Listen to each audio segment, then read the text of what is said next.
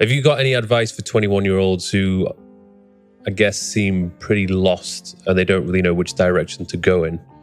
What would you offer to those guys in terms of advice? Oh, I've got loads of pieces of advice. Loads. If you don't know what to do, don't go to university. Yeah. That's the first thing.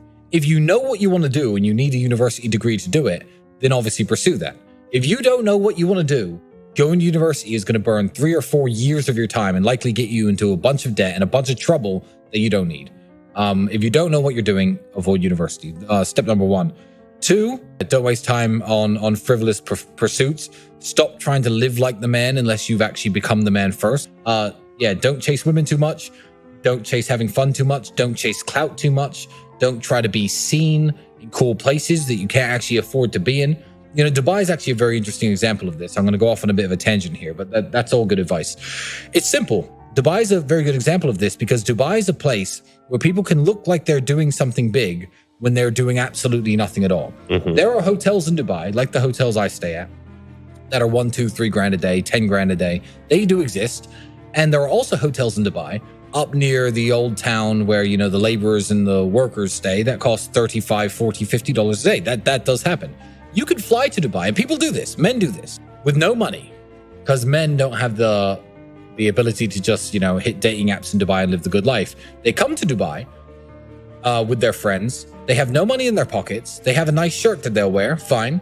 And they'll take a taxi from their really cheap hotel down to downtown, picture in front of the Burj Khalifa, click, picture in front of a Lamborghini, click.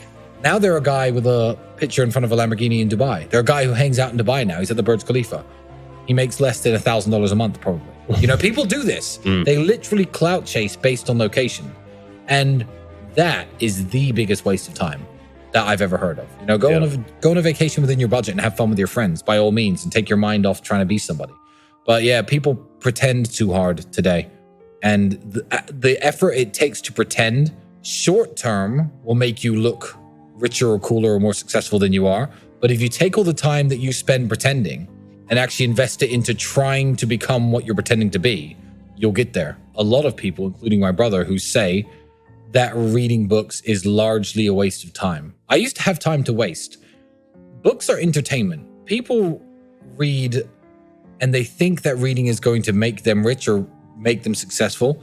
I feel like reading is putting your brain on pause. You know, you might be entertained for a while, but I just feel like it's a higher form of Netflix to me, you know?